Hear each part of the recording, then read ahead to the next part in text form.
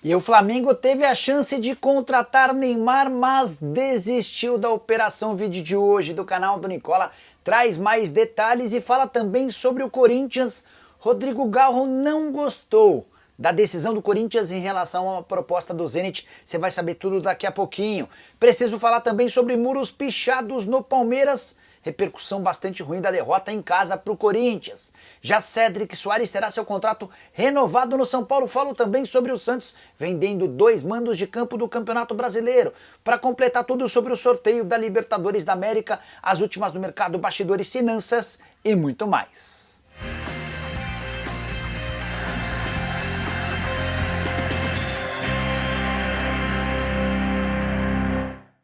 Fala aí pessoal, sou Jorge Nicola, bem-vindos a mais um vídeo do canal, sempre bom ter vocês por aqui, sem perder tempo, só pedir para deixar like, se inscrever no canal e ativar as notificações. Bora contar que todo esse conteúdo é um oferecimento de Betano, a mais antiga parceira do canal do Nicola. Nessa terça-feira tem jogo de futebol, tem Copa do Nordeste, tem Campeonato Paranaense. Vou fazer minha fezinha na Copa do Nordeste, estou colocando R$50 na vitória do Náutico contra o América de Natal, jogo em Recife. Se esse resultado se confirmar, meus R$50 se transformam em R$ 92,50. Para você fazer sua fezinha na Betano é bem simples, tem link no comentário fixo. Clica, faz seu cadastro, preenche todas as informações, depois deposita qualquer valor e você vai estar habilitado a apostar. Lembrando, você precisa ter pelo menos 18 anos de idade e jogar com responsabilidade. Combinado? Bora começar o vídeo com aquele tradicional giro de notícias e a primeira informação é sobre a minha Portuguesa, terça-feira decisiva na Lusa. É que os sócios foram convidados e convocados para votar, ratificando, chancelando a versão corrigida da ata para venda da SAF. É o último passo para que a Portuguesa possa, de fato, virar uma sociedade anônima do futebol, vendendo as suas ações para a Tauá.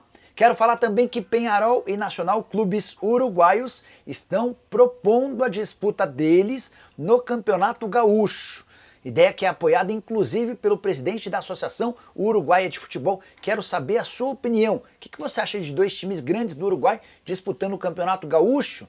Bora falar também sobre Rafinha, o ex-lateral do São Paulo, hoje no Curitiba, se meteu numa grande confusão. Ele se ausentou do jogo contra o Santos, amistoso disputado nesse domingo, alegando que tinha problemas particulares para resolver na Alemanha. Só que descobriram que ele foi para lá para disputar uma partida das lendas do Bayern, causando enorme repercussão negativa.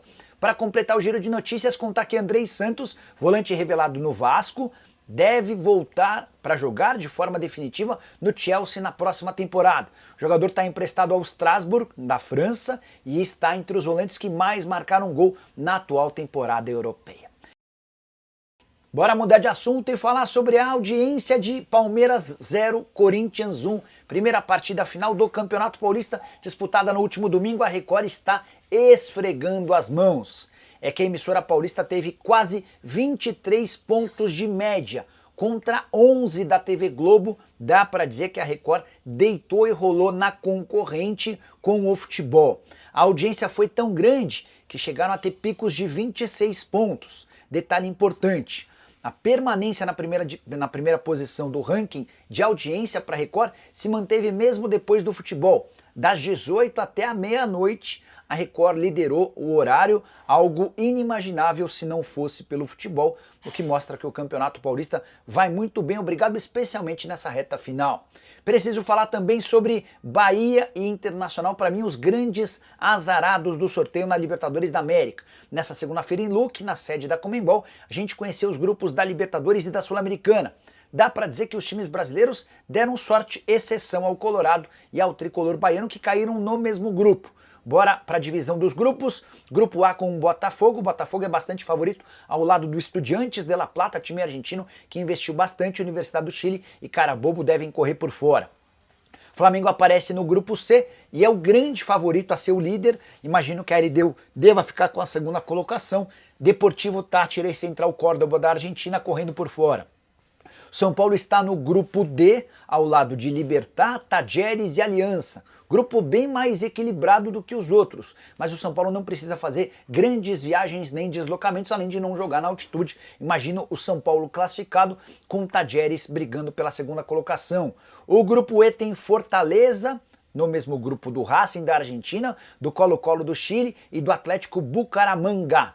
Imagino o Racing favorito, com o Fortaleza brigando pelo Colo-Colo, com o Colo-Colo pela segunda colocação. Grupo F de Nacional do Uruguai, Internacional de Porto Alegre, Atlético Nacional da Colômbia e Bahia. Esse para mim é o grupo da morte, o grupo mais complicado de todos. Os 4 times têm condição de se classificar.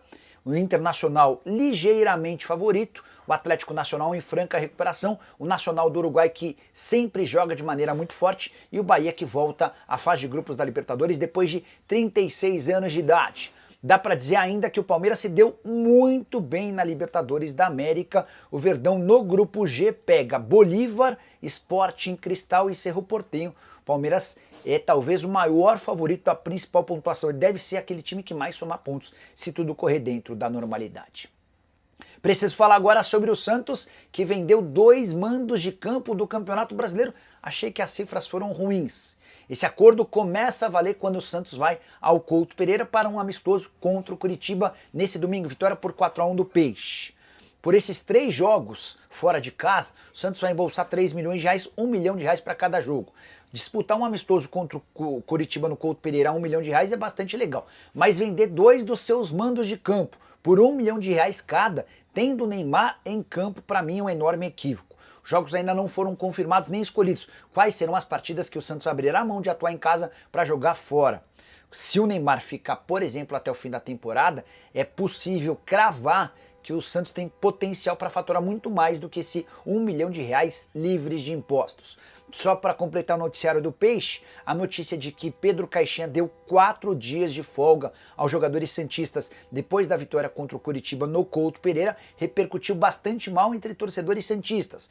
A pergunta que fica é: para que tanta folga para um time que vem de segunda e terça-feira de folga da semana passada e segunda e terça-feira de folga da semana retrasada? Bora falar agora sobre o São Paulo. Tem renovação de contrato sendo alinhada. Cédric Soares, lateral direito, português de 33 anos de idade, contratado por um período de experiência entre janeiro e abril, vai ter seu vínculo estendido até o fim do ano. Formação confirmada por Carlos Belmonte, diretor de futebol do São Paulo, depois do sorteio dos grupos na Libertadores da América.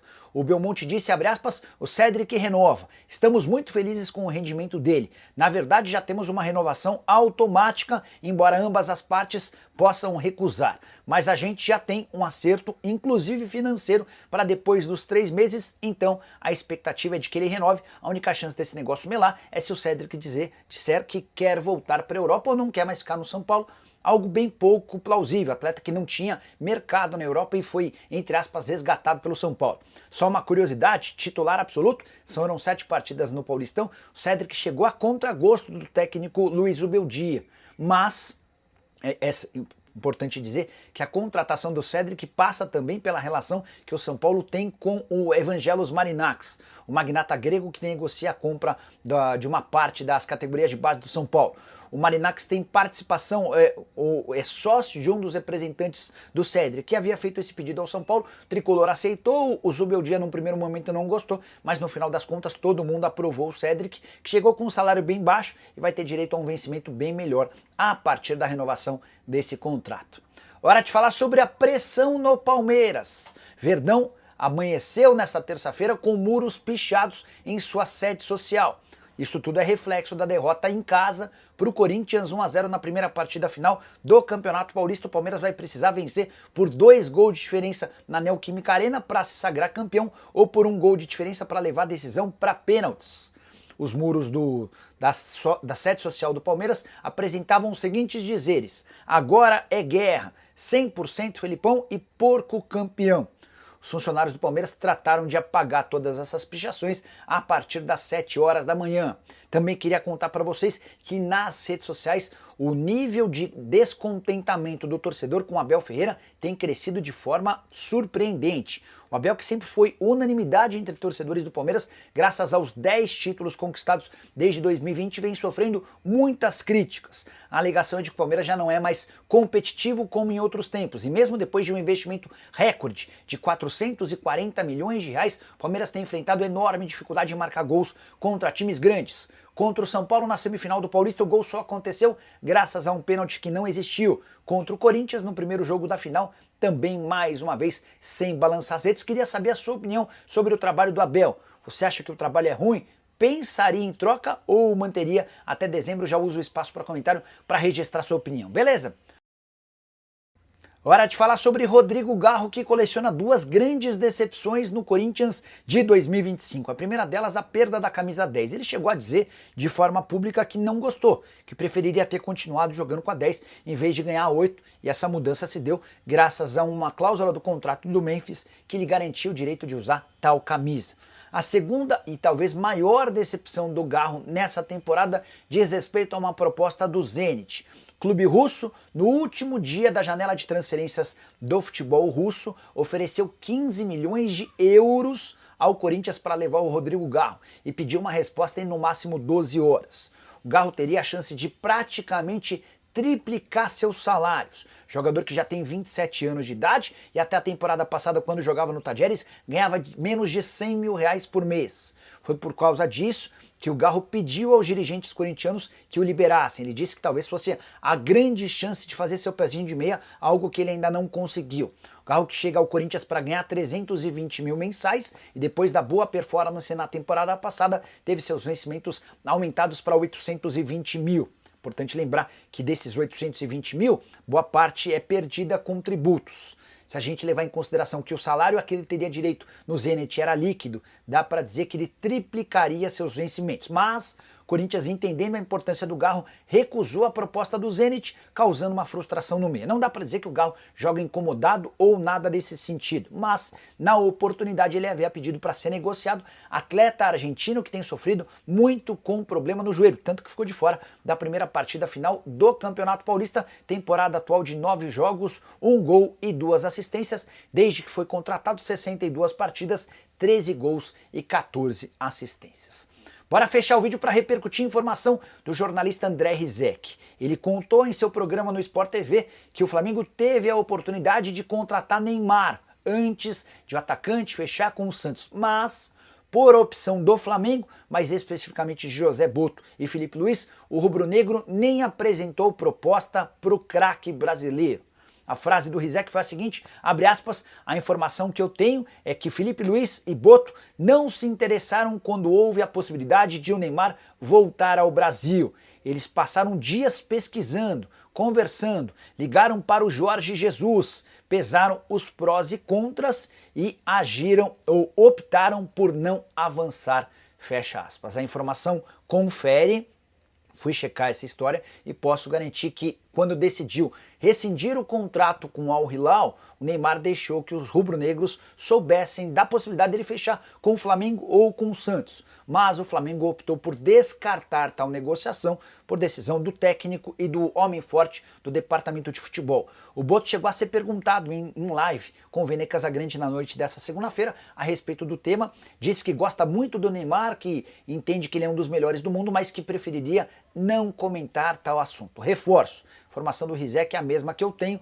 O Flamengo desistiu, não quis avançar em relação à contratação do Neymar, depois de ouvir bastante a respeito do extracampo, coisas que a gente tem assistido, como por exemplo na semana retrasada, quando às vésperas do jogo contra o Corinthians, em vez de tentar se recuperar de uma lesão física, o Neymar foi ao Rio de Janeiro curtir o carnaval. Só para completar, também nessa entrevista ao Vene, José Boto confirmou que existiram conversas dele com Alexandre Matos por Matheus Pereira, mas as conversas não andaram e nem vão andar. Curtiu o vídeo? Não esquece de deixar like, de se inscrever no canal. Nos vemos mais tarde. Tchau!